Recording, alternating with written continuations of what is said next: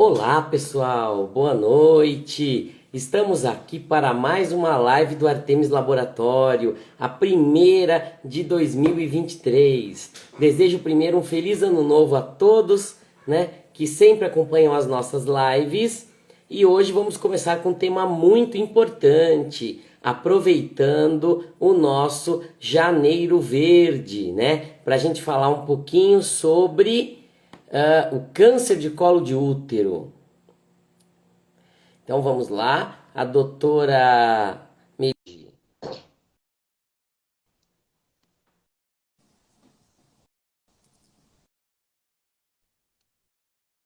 Olá, Melissa, boa Oi, noite. Fábio.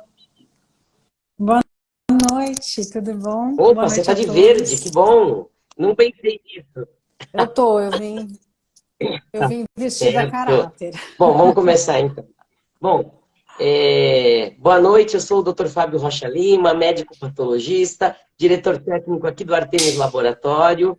Então, bem-vindo todos à nossa primeira live do ano de 2023. Então, um feliz ano novo a todos aí que já estão assistindo aí com a gente, né? E dizer que estamos começando esse janeiro, né, que é o Janeiro Verde, em homenagem ao câncer de colo de útero, né? Para a gente, o combate ao câncer de colo de útero, né?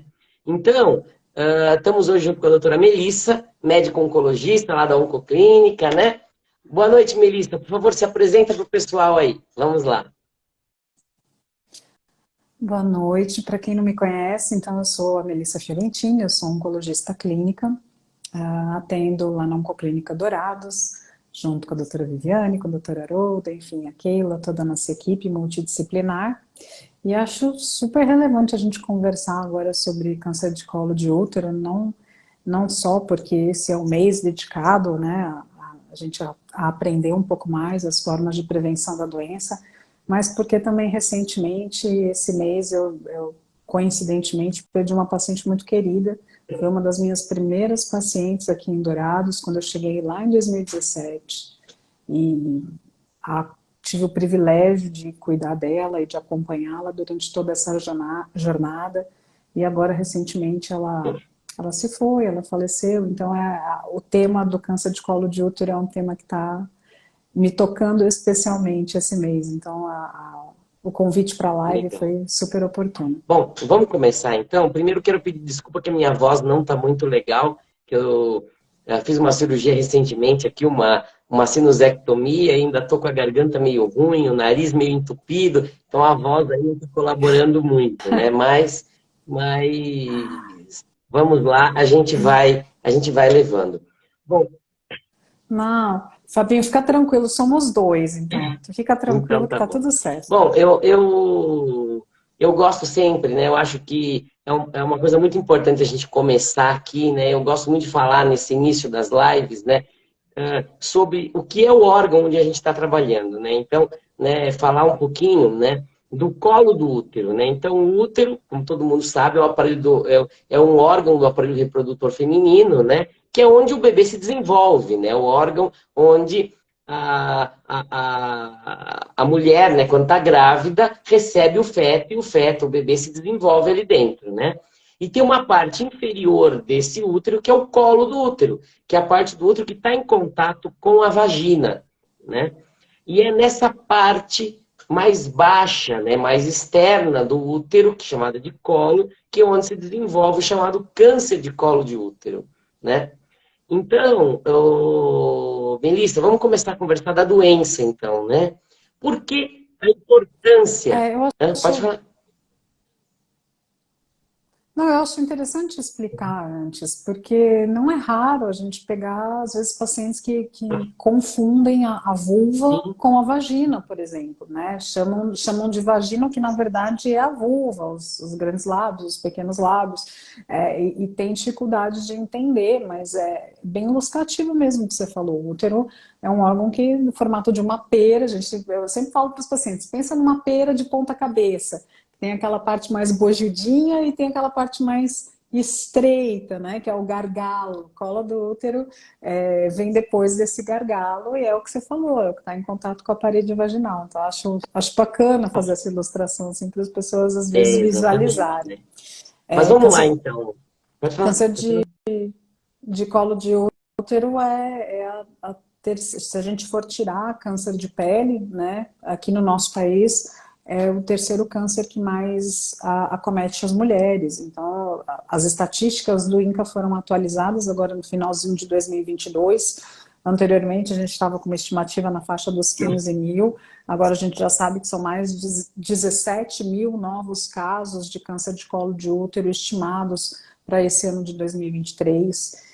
E isso é muito, né? Muito, Fábio. Principalmente quando a gente está falando de uma doença que é tão evitável como câncer de colo uterino, né? Então, é triste, isso é um reflexo do mau desenvolvimento, do subdesenvolvimento, na verdade, do nosso país. Câncer de colo de útero é uma doença que é prevalente, infelizmente, em países de terceiro mundo, onde as mulheres acabam não tendo muito acesso não só aos métodos de rastreio, mas eu acho que antes disso, sabe, a educação sexual, a aprender a usar preservativo, muitas vezes, enfim, início de vida sexual muito precoce, sem orientação. Então, o buraco é muito mais embaixo, né? Na verdade, o câncer de colo uterino, ele é a ponta de um iceberg que mostra todo um problema social mesmo do nosso país. Bom,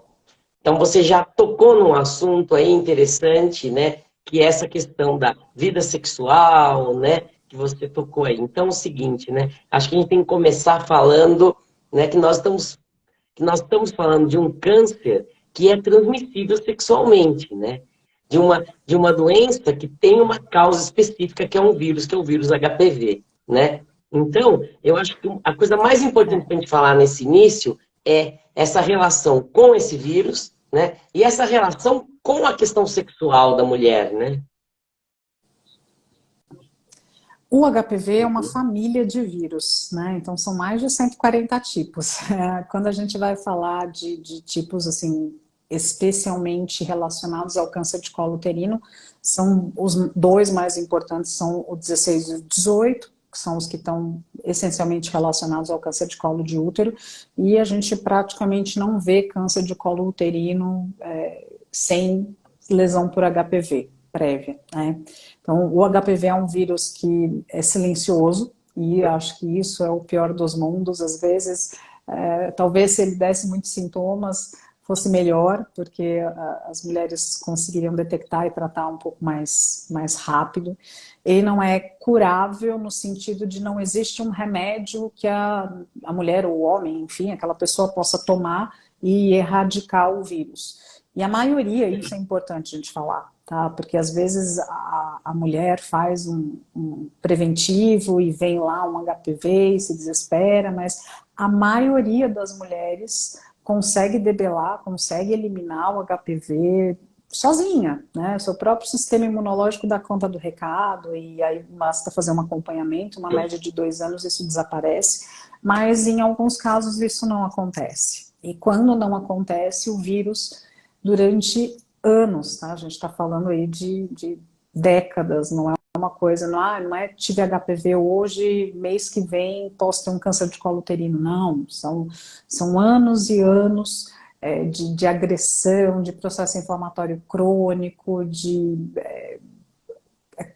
mudar a estrutura daquela célula, até que o câncer de colo uterino efetivamente apareça, e existem fases antes disso acontecer. Você, como patologista, deve viver bastante, né, que são os famosos NICs, que são as neoplasias intraepiteliais, que aí você vai ter NIC1, NIC2, NIC3, que são os estágios pré-câncer. E aí a gente entra de novo na questão do acesso à saúde, da realização dos exames preventivos, porque se detectássemos nesse estágio do NIC, seria muito menos agressivo o tratamento do que quando a gente descobre já na fase de um carcinoma espinocelular. O HPV, como você disse, ele é um vírus sexualmente transmissível. E por ser sexualmente transmissível, ele é evitável, né? Basta usar anticoncepcional, que doido, método de barreira, né? Preservativo. A gente tem milhares de coisas acontecendo hoje, assim, eu tenho visto pacientes cada vez mais jovens com câncer de colo de útero, isso é uma coisa que assusta um pouco antes, a gente não faz tanto tempo assim, eu tenho o que 10 anos aí de oncologia, não tenho mais tempo de oncologia que 10 anos, mas eu lembro que na minha época de residência eram mulheres mais velhas, sabe, mulheres com mais de 60 anos, e hoje eu já tive pacientes aqui com 20 anos e câncer de colo de útero, e isso acaba sendo um reflexo de um início muito precoce da vida sexual, de uma quantidade muito grande de parceiros, e veja bem que isso, eu estou falando isso completamente isenta de julgamentos, tá? Assim, eu acho que o que está em discussão aqui não é tem muitos parceiros ou não tem muitos parceiros, mas é ter relação ou com muitos parceiros, ou com um único parceiro, mas que por sua vez já teve muitas parceiras, e essas relações foram desprotegidas. Parece que essa geração agora perdeu muito medo da doença sexualmente transmissível, né? Não é minha área, não é uma parte que eu estudo muito, mas às vezes em conversa de corredor a gente acaba encontrando o pessoal da Infecto, e não faz pouco tempo estava faltando penicilina para tratar sífilis, e o número de pacientes com sífilis estava aumentando cada vez mais, assim, acho que nos anos 80, por ter tido aquele boom do HIV, as pessoas tinham tanto medo, que o preservativo era uma coisa meio que religiosa, sabe? E aí veio o coquetel, que foi maravilhoso, que conseguiu modificar a evolução da doença, modificar a forma como o paciente com o vírus vive, né? Vive bem, com qualidade, mas por outro lado, a geração que veio depois, essa garotada da geração Z, eles não têm medo, eles praticam sexo, eles têm relação sexual, e aí é relação homossexual, relação heterossexual, não importa, desprotegidos. E abrem as portas para uma série de doenças, inclusive o HPV, mas a gente não pode esquecer que outros vírus que são sexualmente transmissíveis também aumentam o risco de outros cânceres, né? A gente tem a hepatite aí, hepatite que aumenta, vírus da hepatite que aumenta o risco de hepatocarcinoma, né? A gente tem HTLV, enfim, tem milhares de outras doenças que são sexualmente transmissíveis e que estão relacionadas ao surgimento de câncer. Mas focando, voltando, eu começo a Não, me vamos lá, perder, Fábio, não. você tem que me Não, mas é trazer de legal, é volta, porque eu legal essa começo a... discussão. É legal essa discussão porque realmente foi uma mudança muito importante, né? Eu sou um pouquinho mais velho, né? E eu peguei o auge da epidemia de HIV na época da faculdade, no início dos anos 90, né? Lá em Santos, ainda que era a cidade que tinha a maior Não? incidência de HIV do mundo, né? Na época. Então, assim, Deve ser. o medo imperava, né? Então, as pessoas realmente tinham muito medo. E hoje isso se perdeu, né? Tanto que você está voltando a ter muita sífilis. Eu já peguei casos de sífilis terciária, tá? Terciária já, que era uma coisa que não se via mais, né? Mas e realmente o aumento da infecção pelo HPV é natural por causa disso, né? Então é importantíssimo a gente discutir isso que você está falando, porque é uma realidade, né? As doenças sexualmente transmissíveis estão aí de volta. E as pessoas têm que tomar cuidado. Inclusive o aumento das infecções pelo próprio HIV. É que agora é menos devastador, só isso. A infecção está aí e continua muita gente com HIV e desenvolvendo AIDS ainda hoje.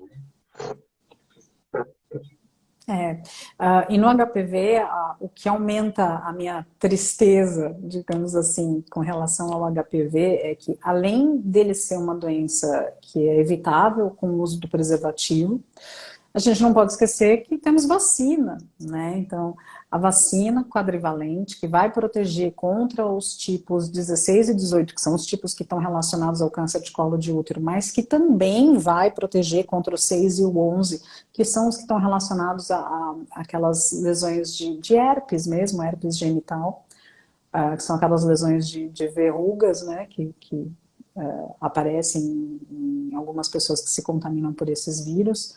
A vacina quadrivalente, ela é oferecida gratuitamente pelo SUS, para meninas e meninos, então isso também mudou muito, porque começou só com as meninas, aí depois os meninos entraram numa faixa etária mais alta, e hoje as crianças, a partir dos 9 anos, dos 9 aos 14 anos, e pessoas adultas, mas que são imunossuprimidas, seja porque são transplantadas, seja porque são HIV positivo, seja porque, enfim, usam algum imunossupressor, elas podem ter acesso gratuitamente pelo calendário vacinal do Ministério da Saúde, ou seja, é uma doença que ela é evitável de se adquirir, o HPV, usando preservativo, mas na eventualidade de ter tido uma relação desprotegida e ter entrado em contato, se aquela pessoa foi vacinada, ela está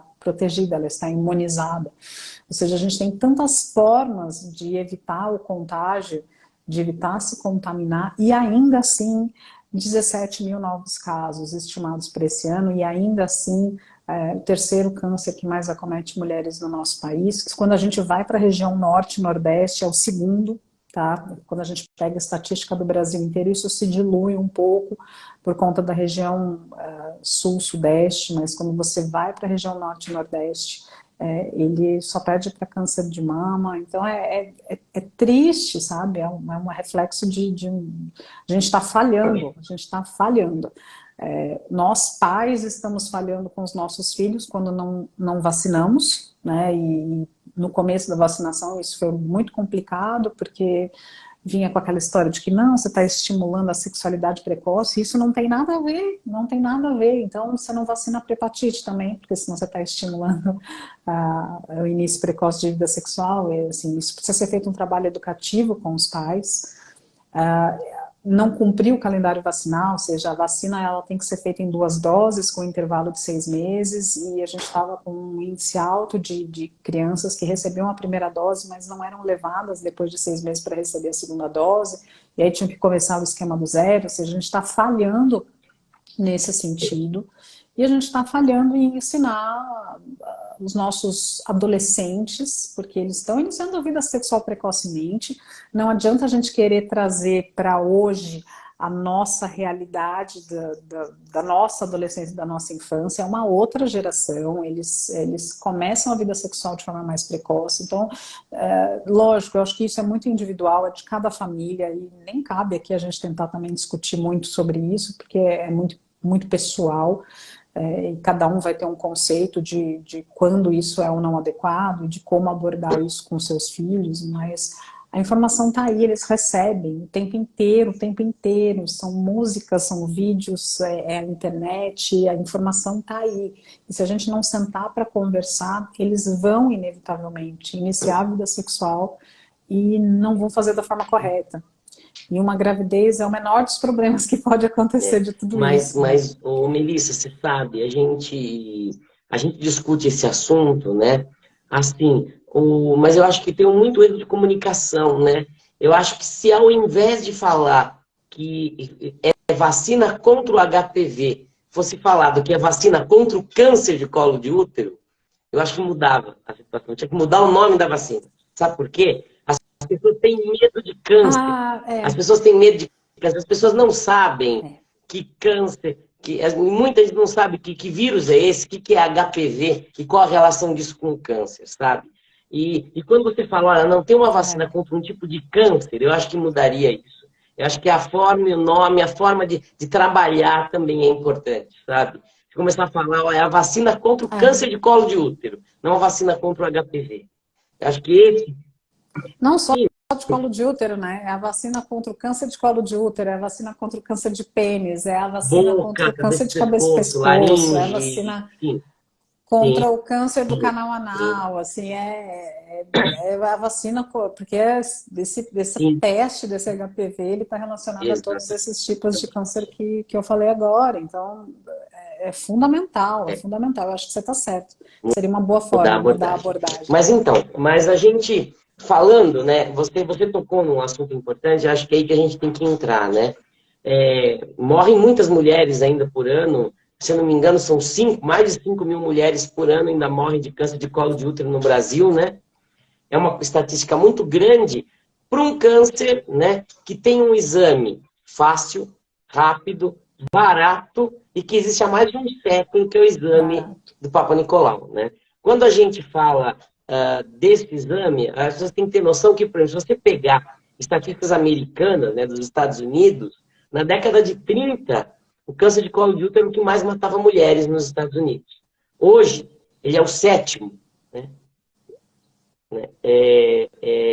E no Brasil nós ainda temos décadas atrás disso ainda, né? E é um exame simples, fácil, barato, que tem disponível no SUS em qualquer posto de saúde, né? E a gente ainda não consegue. Que é coletado muitas vezes Sim, pela enfermeira do posto de sim, saúde, né? Então, de tão acessível que é. É um exame que toda mulher consegue fazer. O ideal é que, assim, iniciou vida sexual, pelo menos 3 anos após, porque se for olhar a diretriz do Ministério da Saúde, ele vai colocar lá a partir dos 20 e tantos anos, mas na verdade é após o início da vida sexual. E o ideal é que faça, no máximo, 3 anos após o início da vida sexual, seu primeiro Papa Nicolau. Então, se a menina começou a vida sexual dela aos 14 anos, vambora, vai ser com 17 que ela vai fazer o primeiro Papa Nicolau. E se não tiver nenhuma alteração e a mulher tiver 2 exames, pelo menos, normais, ela até pode fazer a cada 3 anos, mas se tiver alguma alteração, ela talvez precise repetir esse exame dali a 6 meses. E é um exame simples, indolor de ser feito. É engraçado que ainda existe muito isso, menos do que com os homens, né? Os homens têm muito mais pânico de ir no médico, a mulher está acostumada a ir no médico, mas apesar de ser indolor, é desagradável. Tem mulher que tem vergonha de fazer exame ginecológico, de, enfim, ficar na mesa ginecológica, no estribo, tem vergonha de fazer com médico homem, enfim, tem milhares de pequenas coisas que são, na verdade, culturais, mais do que qualquer outra coisa, né? Mas é um exame que consegue, de forma rápida e simples, detectar as alterações das células do colo uterino muito e o precocemente. principal é a tal da história, né? Não estou sentindo nada, né? Vou fazer exame para quê, né? Para encontrar alguma coisa. Mas é esse que é o objetivo desse exame, né? Trabalho, meu dia a dia, uma boa parte do meu dia a dia é ler exame de Papa Nicolau, né? Então, é o meu trabalho, né? Procurar naquelas lâminas lá as células alteradas pelo vírus HPV e as lesões pré-cancerosas, né? E a eficiência desse exame advém realmente dessa lentidão que você comentou, né? Da alteração celular do vírus HPV, né?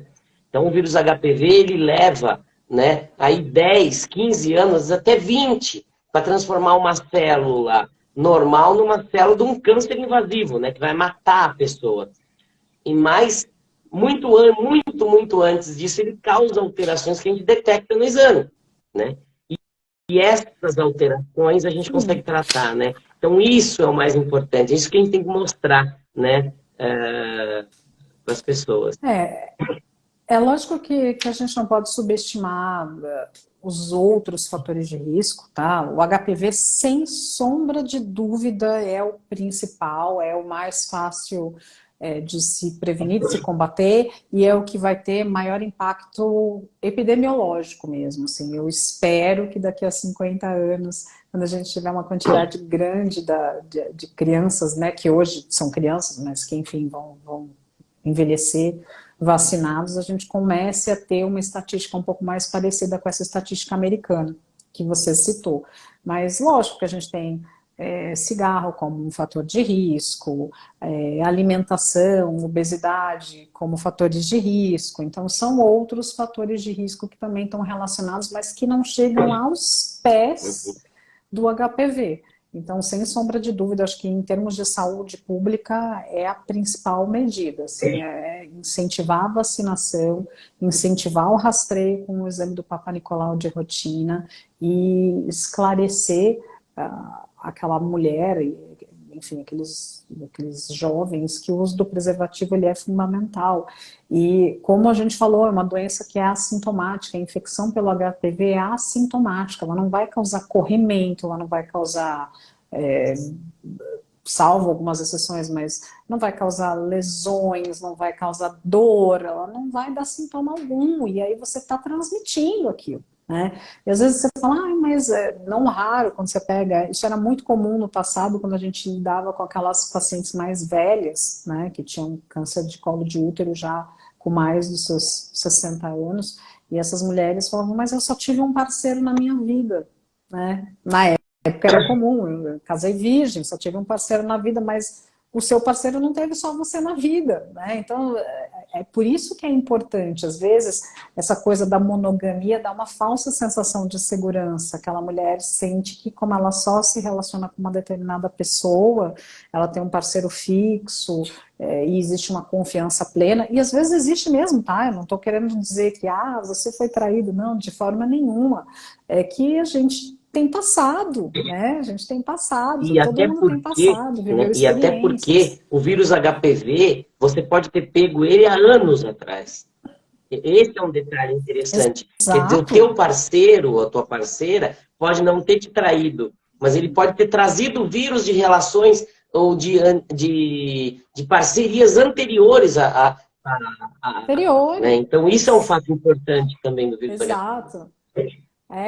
Fica numa situação. Eu acho que os ginecologistas devem ver isso com mais frequência, mas às vezes, quando a gente está conversando, né, sobre o diagnóstico, mas doutor, o que causou esse câncer? E aí eu falo sobre o HPV, já rola um estranhamento quando está o casal, né, junto, quando às vezes o companheiro, o marido, enfim, está acompanhando na consulta, mas eu já deixo eu falo exatamente isso que você falou. Olha, o HPV é uma doença silenciosa que pode ter sido adquirida décadas atrás. Você pode ter adquirido de outro parceiro, não, sabe? Não existe, não é relacionada à traição propriamente dita de forma nenhuma. É uma coisa que às vezes as pessoas podem pensar e a gente precisa deixar bem claro que não é Só um assim, detalhe aqui, né? que você, nessa conversa agora, você já respondeu uma pergunta que a Mônica Pinheiro tinha feito aqui. Só o HPV causa câncer de colo de útero, né? Então, na verdade, você já até falou aí um pouquinho disso, né?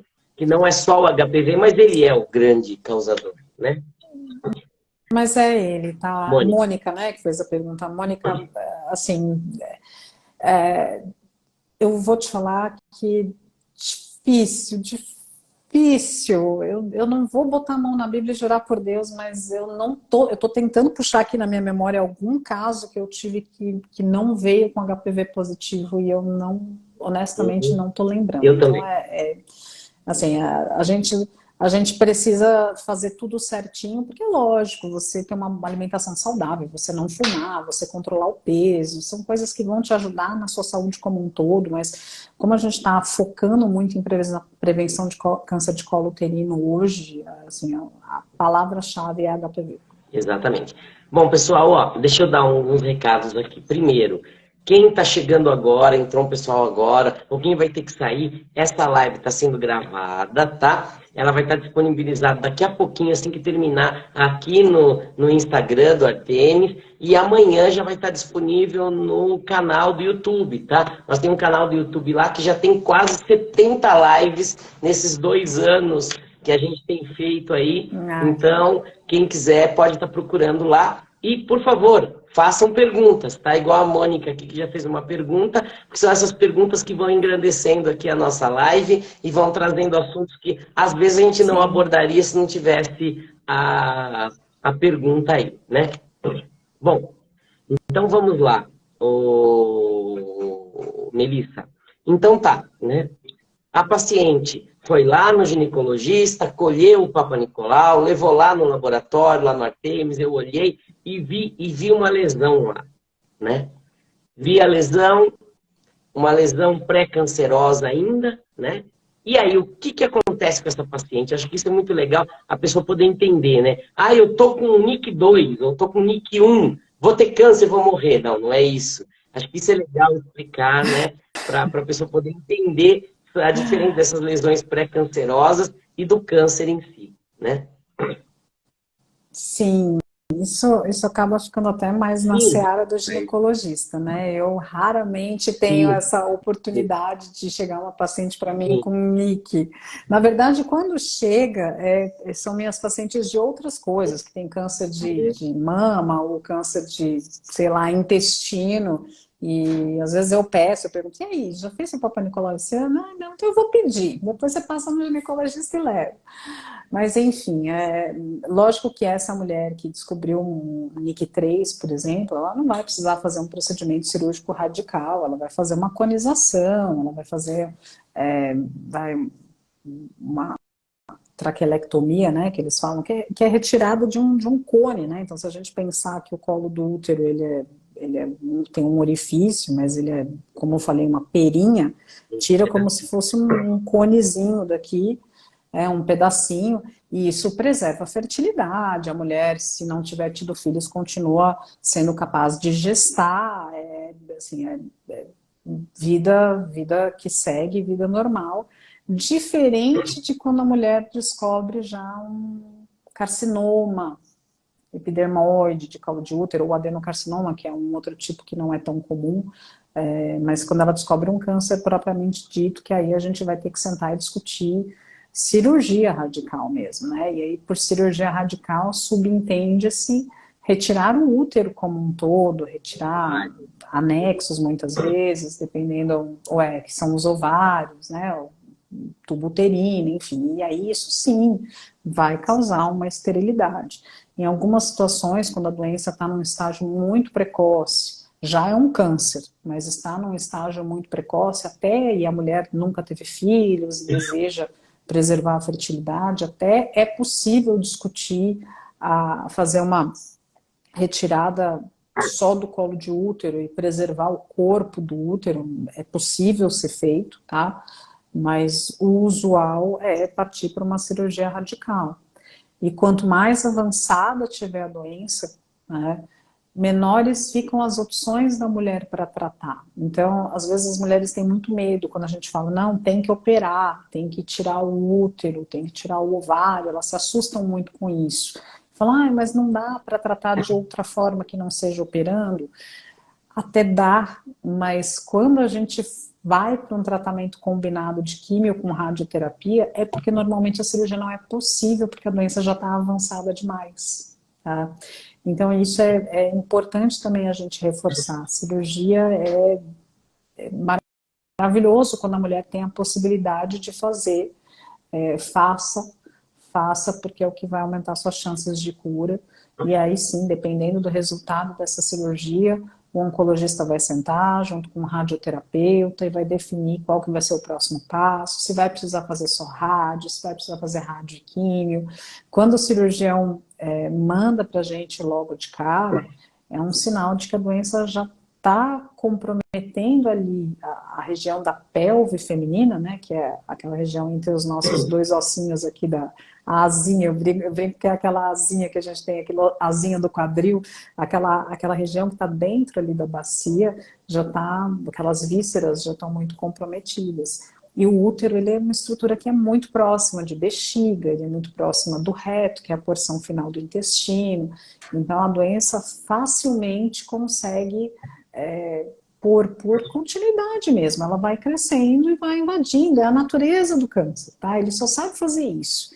Ele é esperto para algumas coisas, mas para outras ele é tonto, tá? A natureza da doença é se manter viva, é crescer e invadir, crescer e invadir. Ela é esperta porque ela consegue criar várias formas de fazer isso, mas o objetivo final dele é crescer e invadir.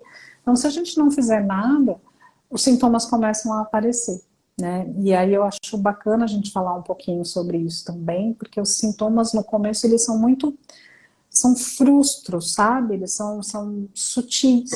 Então, pode começar, por exemplo, com um sangramento depois da relação sexual. Então, a mulher teve relação e aí teve um sangramentozinho bobo, assim, uma borrinha de café, uma coisa de nada, que a gente tende a falar, não é nada, nossa, o marido estava muito animado e acaba não valorizando, sabe? Ou então um sangramento fora do período menstrual, que a gente também às vezes fala, não, dependendo da faixa etária da mulher, já vai pensar, não, eu estou entrando no climatério, daqui a pouco eu chego na menopausa, a minha menstruação está irregular, e que na verdade é reflexo de não ter um acompanhamento ginecológico assim muito regrado, tá? Porque não é normal ter um sangramento pós-coito, né? Ter um sangramento pós-relação sexual. Isso tem que ser um sinal de alerta. Lógico que na medida que a doença vai crescendo, outros sintomas vão aparecer. Então, eu posso ter invasão do reto, como eu falei, e isso começar a alterar o hábito intestinal. Eu posso ter surgimento de linfonodos, de ínguas, que são filtros, e que filtram qualquer coisa no nosso corpo, né, de infecção, de processo inflamatório, até câncer também.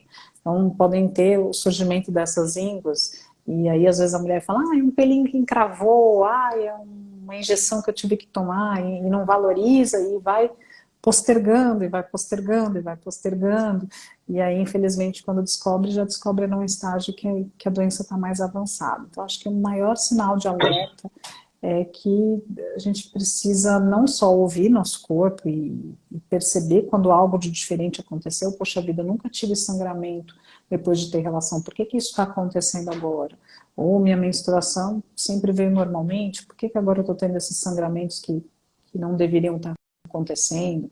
Ou por que eu estou tendo uma cólicazinha, uma dor que eu nunca costumei ter? Isso tem que funcionar como um sinal de alerta, e se você não estiver com seus exames em dia, procurar o ginecologista e fazer o seu check-up ginecológico e, enfim, investigar a causa desse desconforto, disso que está te afetando, né? E aí, se for o caso, ele vai fazer o exame especular, se for o caso, fazer uma colposcopia, que é olhar o colo do útero com uma lente de aumento, fazer a biópsia, tá? Às vezes, dependendo da situação, o ginecologista, quando faz o exame do espéculo, ele já vê uma lesão suspeita, ele não vai nem fazer Papa Nicolau, ele já vai fazer biópsia logo, que é tirar uma amostra daquela lesão e mandar para o Dr. Fábio lá no laboratório Artemis, para que ele veja o que é essa lesão, o que é que está acontecendo, tá? Nem sempre isso é um sinal de câncer de colo uterino, mas pode ser. Então, a única forma de se descobrir é investigando, né? Se a gente não investigar, a gente nunca vai descobrir. Aquela história que você falou, as pessoas têm medo de se procurar, acha. Se não procurar, é encontrável. Então, precisa achar sim, porque quando você acha no começo, você cura. Você Exatamente, resolve. né? Eu acho que a gente tem que comentar, né? Você que é oncologista, que trabalha com tratamento de câncer, né? Eu acho que a gente tem que bater muito hoje, né, Melissa, dessa mudança que nós estamos tendo, né, na cura do câncer, né? É, a realidade, né, dessa mudança do paradigma do câncer mesmo, né? Aquela história, eu tenho câncer, eu vou morrer. Claro que muita gente ainda morre de câncer, não é essa a questão. Mas a questão que hoje você, diagnosticando cedo, fazendo seus exames preventivos, tratando adequadamente, mudou muito essa realidade, né? Então, eu acho que isso é uma coisa que a gente tem que mostrar, que é importante a pessoa diagnosticar cedo, é importante a pessoa tratar, porque ela pode morrer de câncer, mas que ter câncer não significa que a pessoa vai morrer, né? Eu acho que isso é um dado muito legal que a gente tem que discutir aqui hoje, né? Sim, ter câncer não é mais diagnóstico de morte, tá? Mas mesmo que fosse, hoje as pessoas vivem com câncer Uhum. por muito tempo. O câncer está se tornando uma doença crônica como um diabetes, como uma insuficiência renal, como uma cirrose, enfim, como qualquer doença grave que ameaça a vida, mas elas vivem com a doença. Essa paciente querida, que faleceu agora recentemente, é uma paciente que fez o diagnóstico em 2017 com doença metastática, ou seja, ela já descobriu a doença avançada que tinha se infiltrado em outro órgão que não fosse o colo do útero, tá?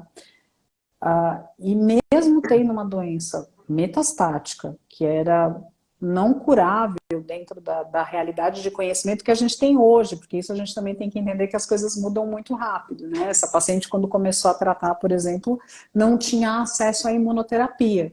No ano passado, ela conseguiu fazer imunoterapia para câncer de colo de útero, que é uma coisa que até então não se fazia em 2017, quando ela descobriu a doença. E hoje já é um tratamento de primeira linha, né, para doença metastática. Mas, enfim, só para entender que ela viveu esses anos todos, de 2017 até 2023, com câncer de colo E de viveu com útero. qualidade a Tendo maior que parte desse fazer tempo, né? seus... Acho que isso que tem que falar. Viveu com qualidade. noventa Não por vou cento falar para desse tempo ela você viveu que com uma não qualidade teve... de vida legal, não é isso? O ano de 2022 foi um ano que foi duro para ela, porque foi o ano em que realmente Sim. a doença começou a progredir, mas eu te falo que até 2021 ela era completamente independente. Ela me falava assim, eu quero ver a minha neta, logo que ela começou a tratar, ela nunca não tinha neta, e aí a filha dela engravidou, ela falava, eu quero ver minha neta nascer. E viu a neta nascer, viu a neta andar, viu a neta falar. Aí eu brincava com elas, quer ver sua neta entrar na faculdade agora, né? E sempre com pique, sabe? Com gana, lutando e esperando pelas alternativas de tratamento. E a gente conversava sobre a imunoterapia. Eu falava para ela: olha, a gente já tem artigos lá fora de uso, já está autorizado lá fora. No nosso país não chegou ainda, mas vai chegar. Calma, que vai chegar. E chegou, e ela conseguiu usar. Então, assim, a beleza da oncologia e da medicina como um todo é que ela está em constante evolução. A gente não sabe se de repente daqui a 2, 3, 5 anos não surgirá um novo tratamento revolucionário que a gente vai conseguir tratar. Não é sempre assim, tá? Então a gente não tem, lógico, como falar sobre todas as suas pacientes têm uma sobrevida com doença metastática tão longa. Não, eu tenho pacientes que infelizmente não conseguiram responder tão bem e a doença evoluiu muito mais rápido. E a gente tem casos emblemáticos como o dessa senhora que ficou bem por tantos anos. E isso que precisa ser sempre muito, muito dito. É muito comum na recepção, eu falo, você para de dar ouvido para a recepção, porque você está na recepção do consultório, o pessoal começa a se conversar e é natural que isso aconteça, né? Começam a conversar porque são sempre as mesmas pessoas que acabam se encontrando no setor da quimioterapia ou numa consulta comigo ou numa consulta com a nutricionista, eles começam a criar vínculo, criar laços e começam a discutir o tratamento de um com o outro, mas o câncer de colo de útero da paciente A nunca vai ser igual ao câncer de colo de útero da paciente B, nem igual ao da paciente C, são doenças distintas e hoje, cada vez mais, a gente está conseguindo individualizar a doença mesmo, né? Conseguir entender o perfil de cada doença e tentar encontrar a droga que vai funcionar especificamente para aquele perfil.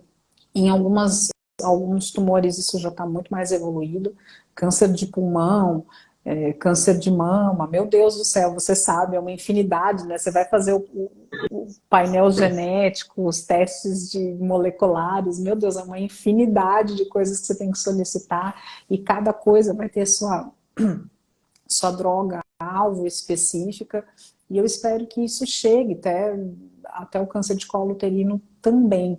O fato de ser uma doença de país subdesenvolvido é algo que nos atrapalha um pouco, porque você vai pegar, por exemplo, câncer de pulmão, que é uma doença muito prevalente nos países de primeiro mundo, o interesse da indústria farmacêutica em estudar, em buscar drogas-alvo é muito maior, né? A própria imunoterapia, que hoje é empregada para, nossa, dezenas de indicações diferentes, dezenas de tumores diferentes, começou com melanoma, passou para pulmão, e aí foi para trato geniturinário, mas colo Demorou. de útero, por exemplo, ela era aquela filha patinha feia, sabe? Demorou para chegar no câncer de colo de útero.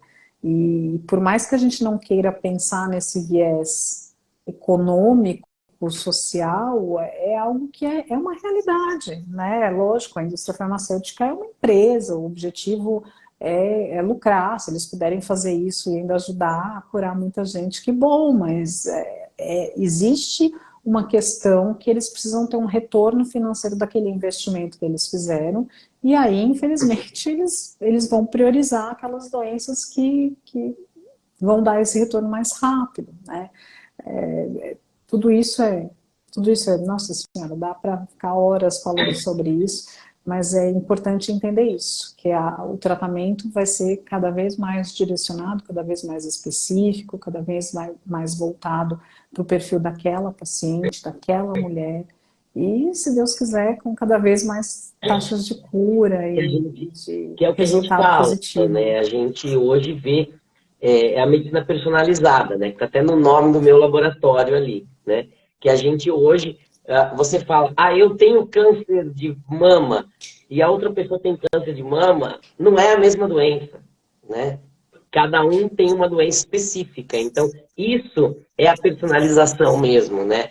Personalização do tratamento. Quer dizer, você não está tratando a doença câncer de mama, está tratando a célula do câncer de mama daquela paciente que tem características específicas daquela paciente, né? Então, essa é uma mudança muito importante que a gente vê nos dias de hoje, né? E é muito isso que eu trabalho hoje, né? Cada vez mais tem que dar mais características das células que você vê no microscópio, mas cada vez mais caracterizar essas células na parte imunológica, na parte genética, em tudo quanto é coisa que você puder, para você poder ter armas para tratar esse câncer, né? Sim, isso até entre nós médicos mesmos, né? Mesmo. Quem não está diretamente relacionado ao tratamento de câncer, seja na patologia, seja na oncologia clínica, não sabe disso. Quantas e quantas vezes eu tenho grupos de colegas de faculdade e colegas que hoje são otorrinos, oftalmos, e às vezes me mandam, minha avó está com câncer de mama. É bom ou é ruim? Aí me passa o TNM, sabe? Ela tá com câncer de mama estágio 2. É bom ou é ruim? Eu falo, qual que é a Exatamente. imunistoquímica? Qual que é o HER? Qual que é o receptor de estrógeno? Qual é o receptor de progesterona? Porque não é mais da forma como era quando a gente aprendeu na faculdade. E que bom que não é mais, né? Nos abriu, meu Deus, uma infinidade de opções de tratamento. E possibilitou dessas pessoas ficarem vivas por muito tempo. E quando eventualmente chega um ponto em que, infelizmente, a gente não vai conseguir tratar quimioterapicamente, tá? Tratar oncologicamente, esse paciente sempre vai ter algo que se pode oferecer. Então, é aí que entra os cuidados paliativos. A gente tem um paliativista maravilhoso na cidade, que é o Dr. Hermeto, né, que é um intensivista e um paliativista muito bom. Mas eu particularmente gosto muito de cuidados paliativos. Eu acho que a gente consegue sempre oferecer algo para os nossos pacientes, sempre conseguir oferecer qualidade de vida, de alívio de sofrimento, de alívio de uma dor, de um desconforto, de dar suporte para a família, sabe? Aquela família que acompanhou aquela jornada, que muitas vezes adoeceu junto com aquela pessoa, que é também o nosso papel, sabe? O oncologista lida muito com isso. E as pessoas às vezes têm uma tendência de falar, nossa, é engraçado quando sempre que me perguntam o que eu faço, assim, eu falo, eu sou médica. E as pessoas abrem um sorrisão, assim, ai, que legal! Qual a sua especialidade? Eu falo, eu sou oncologista. Às vezes as pessoas nem sabem o que faz um oncologista. Eu falo, o que faz um oncologista? Eu falo, trato de pessoas com câncer. O sorriso morre na hora, Fábio. Murcha, a pessoa murcha. Ela tá assim, ela faz assim. E faz uma cara de dó, de piedade. Nossa, mas deve ser horrível, deve ser tão difícil. Eu falo, não é, não é. Porque eu sei que eu sempre consigo ajudar. Sempre consigo ajudar. De alguma forma, eu vou ajudar aquela pessoa. Mas a gente é uma mudança de paradigma, é você entender que o nosso trabalho é aliviar sofrimento, é ajudar. E se conseguir curar, poxa vida, sensacional. Mas se não conseguir curar, é ficar junto, ficar do lado e respeitar as vontades e desejos daquela pessoa e daquela família até o fim. E eu acho que eu sou privilegiada, porque eu estou dentro, inserida dentro de um serviço que é um Oncoclínica Dourados. Assim, todos, tô para ver uma equipe mais humana, sabe? Que trabalhe com mais brilho no olho e que tenha mais consideração e respeito pelos pacientes. Então, é um privilégio, mas é um desafio também, é um grande desafio, porque não é fácil você trabalhar com finitude, com fim de vida, é sempre muito desafiador, né? Sem dúvida. Não estou te ouvindo, Não, Fábio. não, não, é o Aconteceu meu alguma microfone. Meu coisa. microfone. Ah, É, é, agora voltou. Mas as pessoas têm que ver, né, essa questão, né, hoje, é só ela ver das pessoas públicas, né, famosas, né, quanta gente que teve câncer e está aí, né, atores, políticos e cantores e não sei o que, tanta gente, né, que antigamente falava, não, tem um câncer, acabou a carreira, some, desaparece, se esconde. Hoje não, né? Você vê aí o quanto que as pessoas vivem e continuam tocando a vida deles e tendo cargos importantes depois de ter tido câncer, né? Então isso é muito legal e muito importante, né? Só responder uma pergunta. Ana Maria Braga, né? Ana Sim, Maria Braga é um exemplo. Todo dia na televisão, sim, tratando um câncer de sim. E pulmão. ela já teve, antes desse câncer de pulmão, um câncer de intestino, de reto, de colo, Colo de ânus, de reto. Não, foi a de que ela reto teve mesmo. Canal antes, anal. né? O Giannichini, que teve câncer, o presidente da República, que teve câncer, né? A gente, o ex-prefeito de São Paulo foi reeleito tratando câncer, um câncer grave, acabou morrendo depois, mas você vê, fez o mandato dele, se reelegeu com câncer grave, né? Quer dizer, as pessoas tocando a vida, né? Então isso é muito interessante. Mas só uma pergunta aqui, que a gente pode aqui, ó. A Elisângela Bartoni fez uma pergunta aqui. A pessoa que tem câncer de colo de útero, ela tem alguma coisa do lado externo? Forma um tumor? Vê alguma coisa aqui no baixo ventre? É a pergunta dela aqui.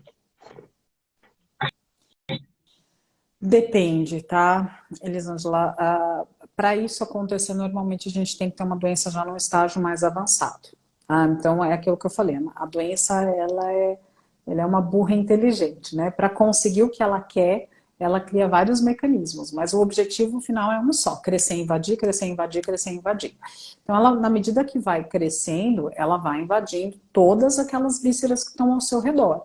Os principais, bexiga, intestino, mas ela pode sim descer em direção ao canal vaginal. Então, lembra que o Dr. Fábio estava explicando no começo, né, que a gente estava falando, que o útero é uma perinha de ponta cabeça, a doença nasceu ali no colo do útero, que é o finalzinho daquele gargalo, e logo ele é abraçado pela parede vaginal. Então, ele pode crescer e invadir essa parede vaginal, e aí, eventualmente, pode até esterilizar mesmo, pode até sair, tá? Pode acontecer da doença invadir, crescer e comprometer, por exemplo, a região da pele, ter um implante ali na pele, pode acontecer também. Mas isso normalmente vai acontecer em duas situações, ou numa pessoa que não investigou os sintomas e aí, infelizmente, a doença foi crescendo e, enfim, cresceu demais e apareceram essas lesões externas, tá? Que são vistas, né, a olho, olhando, ou numa pessoa que já está há muitos anos tratando e que, infelizmente, na medida que o tempo vai passando, os tratamentos vão falhando e a doença vai progredindo. Isso é uma situação que pode acontecer também. A gente também não pode esquecer do fato de que câncer de colo de útero é uma doença, é um câncer maligno, que isso também é uma coisa, é uma pergunta muito frequente. Às vezes a pessoa fala, mas então é maligno? E aí eu gosto sempre de explicar que o que separa um tumor benigno de um tumor maligno. Tumor é o nome que o médico gosta de dar nome para tudo, um nome bonito. A gente não pode falar, você tem uma bolinha no colo do útero, a gente fala, você tem um tumor, né? Você tem uma tumoração. Não posso falar que tem uma bolota no pulmão, não. Eu falo, você tem um nódulo no seu pulmão, e, enfim. É uma nomenclatura, é uma forma como a gente vai denominar. Mas um tumor benigno, por exemplo, o mioma uterino é um tumor, mas ele é benigno, ou seja, ele não vai sair lá do útero e se espalhar para o pulmão, por exemplo. Diferente de um tumor maligno que tem essa capacidade. Então, o tumor maligno, sair do seu local de nascimento e invadir outros órgãos, seja pela corrente sanguínea, seja pela corrente linfática. Essas células, elas vão embora e vão se alojar em algum outro lugar. Então, câncer de colo de útero pode sim dar metástase para pulmão, pode dar metástase para ossos, pode dar metástase para os vasos linfáticos, aí você ter linfonodos aumentados, mas linfonodos que estão bem distantes ali da parte ginecológica. Então, ele pode sim se espalhar, tá? E é por isso que quando você começa a fazer um tratamento, por mais bem sucedido que ele seja, mulher operou ou fez rádio e químio, enfim, não importa. Ela precisa manter um segmento oncológico, e esse segmento oncológico vai ser de no mínimo 5 anos. Eu seguro minhas bebês até um pouco mais, mas pelo menos 5 anos. E fazendo exames periódicos. E nesses exames periódicos, a gente não vai ficar olhando somente para o colo de útero. Então, Papa Nicolau é um exame importantíssimo para aquela mulher que nunca adoeceu e que está fazendo um preventivo. A coisa muda de figura uma vez que o diagnóstico já tenha sido feito. Então, uma mulher que teve câncer de colo de útero, a gente não vai ficar olhando só para o útero. A gente sempre vai olhar para o pulmão, a gente sempre vai olhar para o fígado, a gente sempre vai olhar para ela como um todo, tá? Parte ginecológica, inclusive, mas não só parte ginecológica, né? E aí, isso também é uma dúvida que as mulheres têm. Eu fiz a cirurgia radical, eu tirei todo o meu útero, os meus ovários, eu tenho que fazer Papa Nicolau? Depende. Se você fez a cirurgia de esterectomia total, né, que é a retirada total do útero, você vai te tirar, inclusive, o colo do útero. Por outra causa que não seja um câncer, tá? Então, sei lá, eu tinha mioma, antigamente era muito comum, mulher tinha mioma, tirava o útero. Não precisa. Não precisa. Mas se você fez a retirada do seu útero em função de um câncer de colo de útero, sim, você precisa, por conta daquela história da parede vaginal. Aí o raspado vai ser da parede vaginal. Então, são coisas que, se você não tiver um segmento, um acompanhamento com um ginecologista que está habituado a lidar com paciente oncológica, com o seu próprio oncologista, às vezes passa batido, né? E deixa de fazer, investigar. Legal, muito bom. Bom, né, estamos chegando no final da nossa live, né? Já estamos aqui batendo um papo há 1 hora. Você vê que quando a gente está trocando ideias sobre isso e conversando sobre um tema importante, o tempo passa e a gente não percebe, né? Mas então, já estamos aí chegando aqui no final, né? Então, eu acho que muito importante a gente deixar o nosso recado final aí, né? Da importância, né, da prevenção e da vacina do HPV e de realizar o Papa Nicolau anualmente todas as mulheres, né?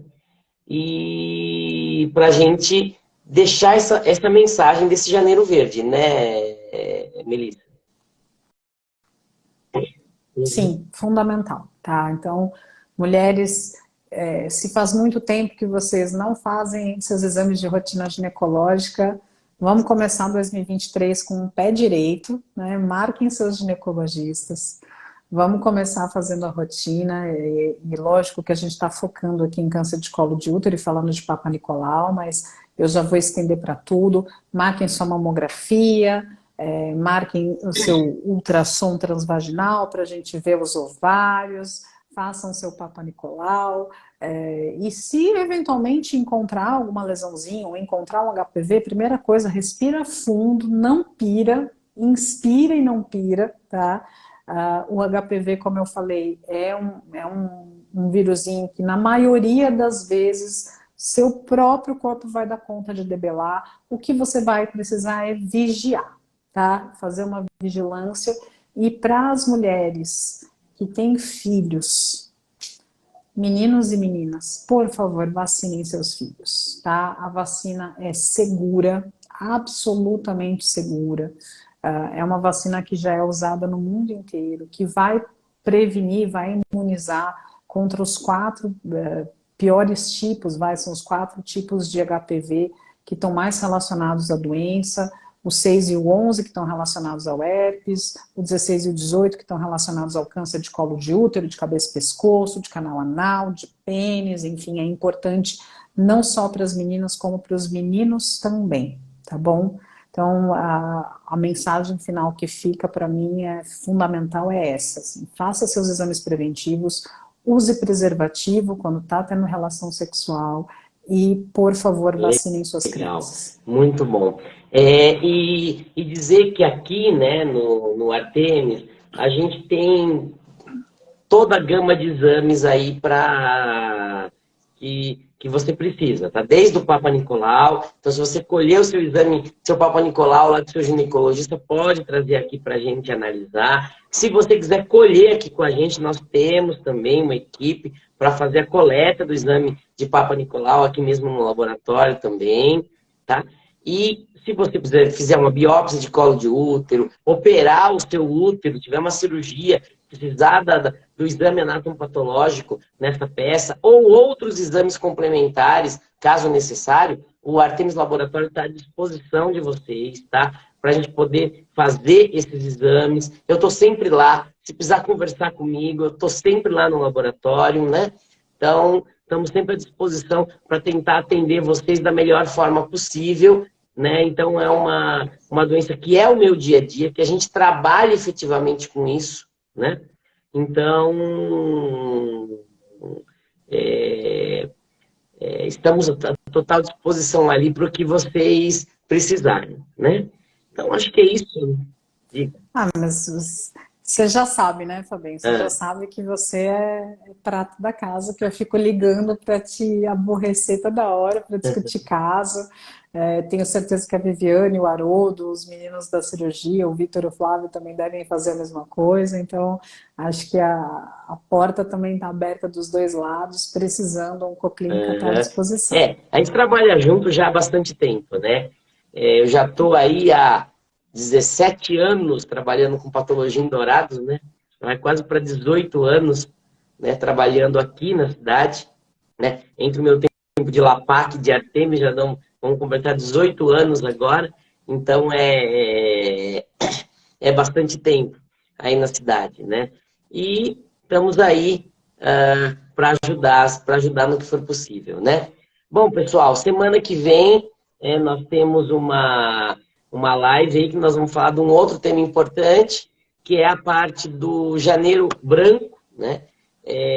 O Janeiro Branco também é um tema importante que cuida da parte da saúde mental das pessoas. A gente às vezes se preocupa muito com a parte do corpo, né? Falar de câncer, dessas coisas, né? Mas vamos falar um pouquinho também de saúde mental semana que vem. Então a gente vai estar aguardando vocês aqui no mesmo horário, né? Toda quinta-feira a gente faz as nossas lives aí. Então, Melissa, muito obrigado, tá? Foi ótimo esse nosso bate-papo, tá? Queria agradecer demais. Eu que agradeço, Fábio. Foi um prazer, viu? Estou sempre à disposição. Precisando é só chamar. Vai ter a primeira de várias aí, que a gente vai poder trocar ideia aí sobre o câncer, né? Que é uma doença totalmente plural, aí tem muito do que a gente discutir sobre câncer, né? E a população é carente de informação, então uma das nossas missões como médico é também divulgar saúde, divulgar sobre prevenção, né? E como a pessoa se cuidar. Então, conto com você mais vezes, tá? Então pessoal, combinado. Boa noite, muito obrigado por estarem aqui até essa hora com a gente. Tem bastante gente online com a gente agora, tá? E espero vocês semana que vem. E não esqueçam, essa live está disponível no nosso canal do YouTube a partir de amanhã e daqui a pouco aqui no Instagram. Boa noite, pessoal. Tchau, boa noite.